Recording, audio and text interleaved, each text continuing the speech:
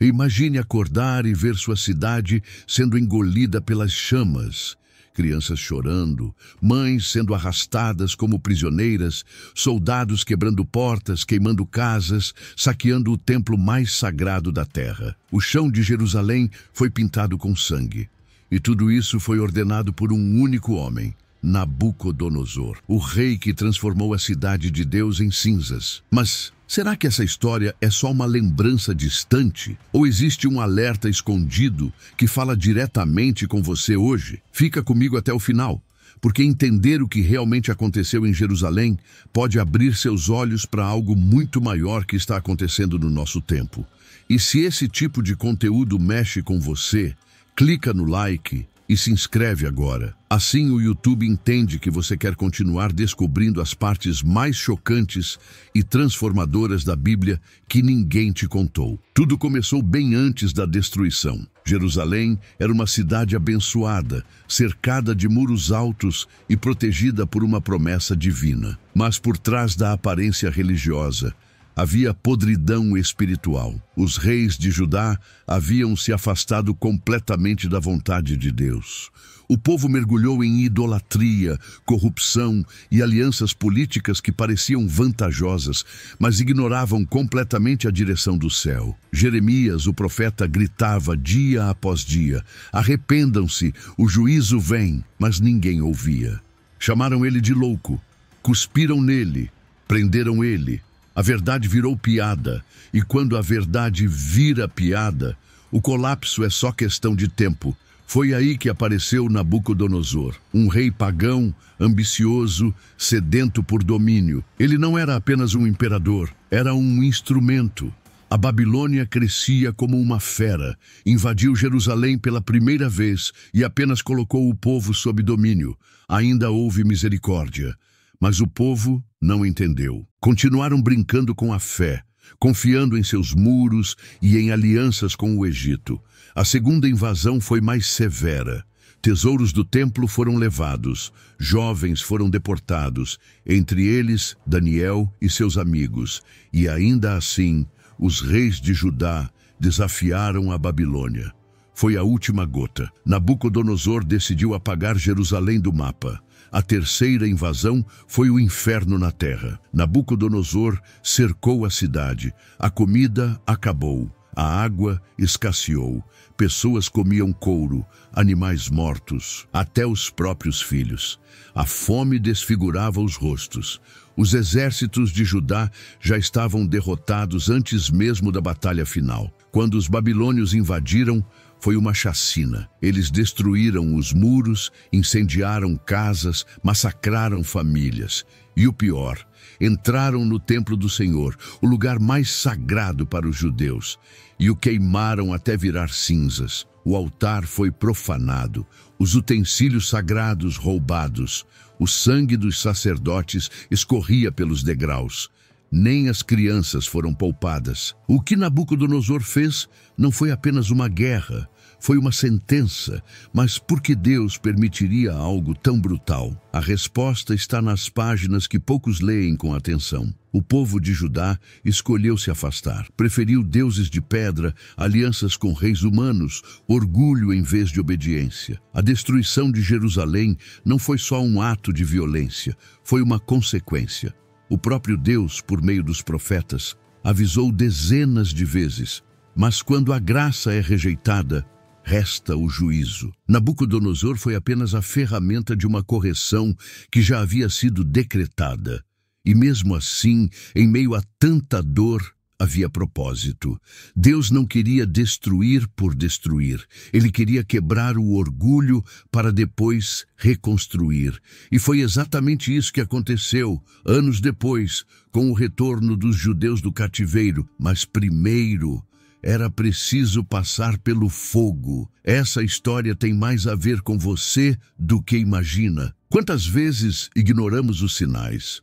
Quantas vezes confiamos em nossas próprias muralhas, dinheiro, status, aparência, achando que nada pode nos atingir? Jerusalém também pensava assim, até cair. Às vezes, Deus permite que aquilo que nos mantém orgulhosos desabe para que a gente finalmente enxergue o que realmente importa. O orgulho precede a ruína, e a história de Jerusalém é um espelho que nos mostra que desobediência repetida sempre gera consequências. E tem mais. O mesmo Deus que permitiu a destruição também foi o Deus que levantou líderes, restaurou sonhos e reconstruiu a cidade no tempo certo. Ou seja, mesmo nos piores momentos, ainda há esperança, ainda há redenção, mas ela só vem quando há arrependimento. Quando a gente decide parar de resistir e começa a ouvir. Por isso, esse vídeo não é só uma aula de história, é um convite para que você olhe para a sua própria vida e se pergunte: será que eu também estou ignorando os sinais? E sabe o que é mais impressionante nessa história toda? É que mesmo depois da destruição, da dor, do exílio, Deus ainda não desistiu do seu povo. O livro de Lamentações, escrito por Jeremias logo após a queda de Jerusalém, é um retrato cru da tristeza e da destruição. Mas, no meio daquele desespero, ele escreve algo surpreendente. As misericórdias do Senhor são a causa de não sermos consumidos. Isso mostra que, mesmo quando tudo parece perdido, existe um fio de esperança. É como se Deus estivesse dizendo: eu permiti o juízo, mas o meu amor continua de pé. E isso muda tudo. Os judeus foram levados cativos para a Babilônia. Lá eles não tinham mais templo, não tinham mais altar, não tinham mais terra, mas começaram a descobrir algo poderoso. Deus não estava preso a um lugar. Eles aprenderam a adorá-lo em qualquer circunstância. Criaram sinagogas, relembraram a Torá, ensinaram seus filhos. Foi no meio do exílio que surgiram líderes como Ezequiel e Daniel, que não apenas sobreviveram, mas influenciaram impérios. Ou seja, aquilo que parecia o fim se tornou um novo começo. Às vezes, Deus permite que tudo desmorone para reconstruir com fundamentos mais profundos. E isso não é só sobre o passado, é sobre você, sobre mim. Quantas vezes nossa vida entra em colapso e a gente acha que é o fim? Um relacionamento que acaba, uma perda, uma queda, uma porta fechada. Mas e se tudo isso for, na verdade, o início de algo que você ainda não consegue ver? Jerusalém caiu, sim. Mas a promessa não caiu, o povo foi levado sim, mas o plano de Deus não foi levado. Se você está passando por um momento de dor, saiba que isso pode ser o estopim de uma reconstrução. Mas ela só acontece quando você se entrega, quando você se humilha, quando você volta para Deus. Nabucodonosor pode ter destruído Jerusalém, mas não destruiu a fé de quem permaneceu firme. E sabe o mais curioso? Mais tarde, esse mesmo Nabucodonosor teve um encontro direto com Deus.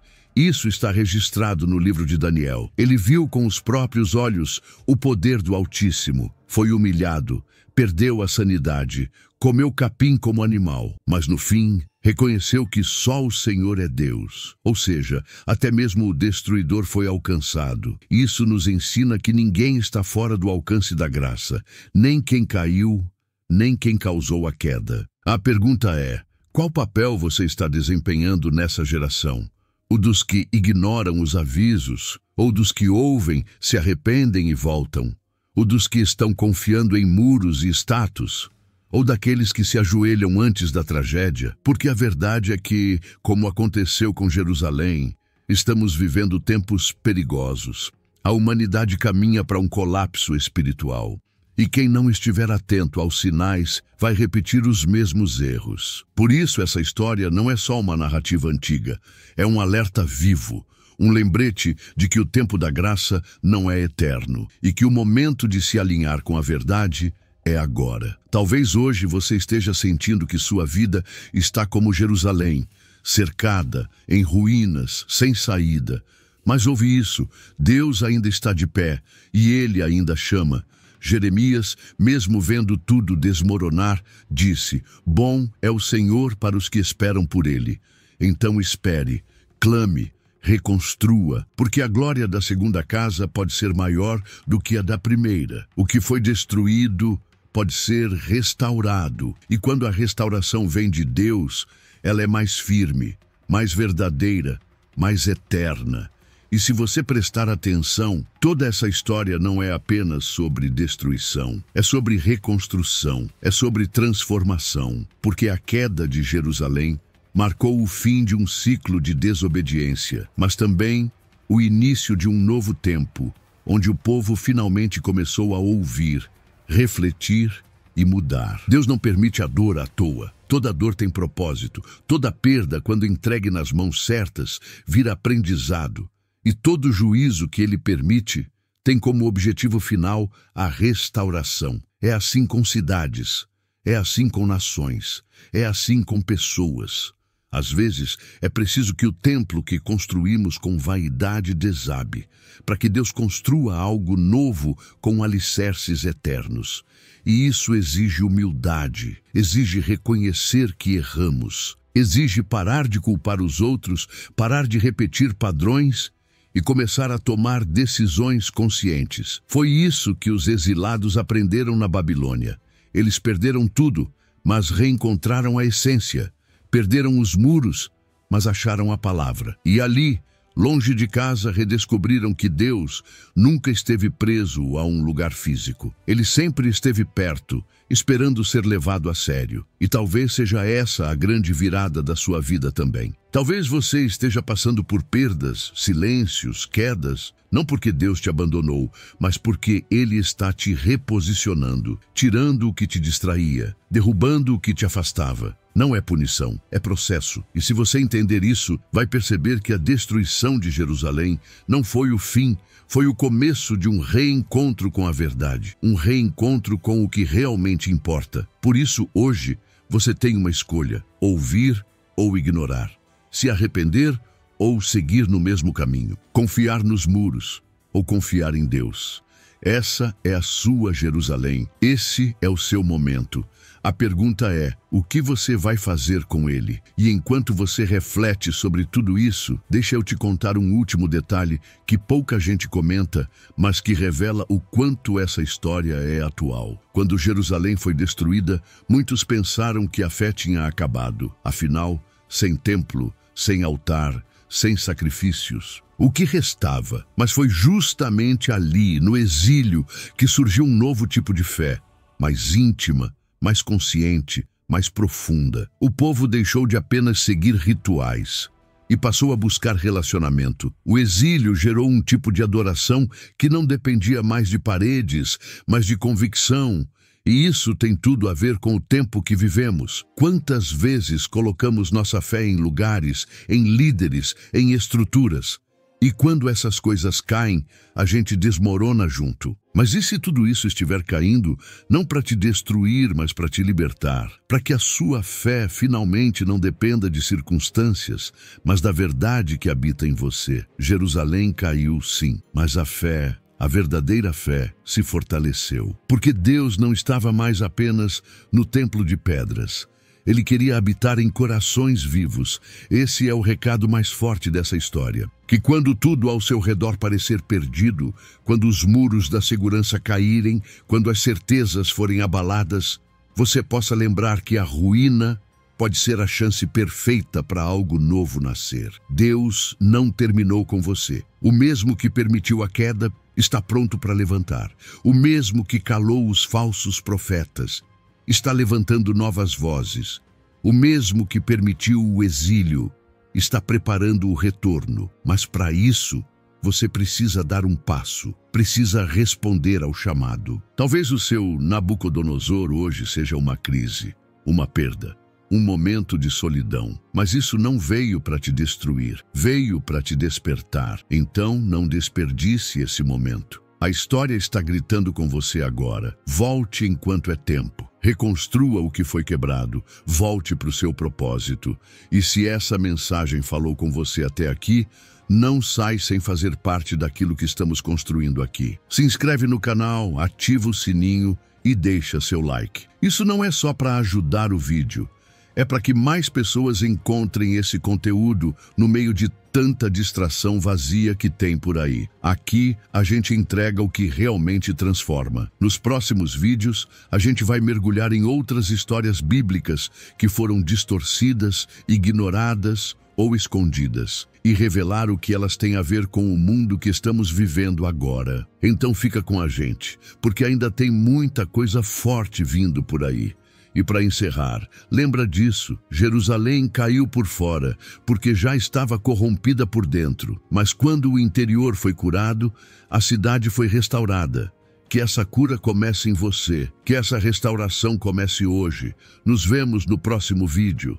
Até lá. Que Deus te abençoe e que você nunca mais olhe para a destruição da mesma forma, porque agora você sabe o que ela significa.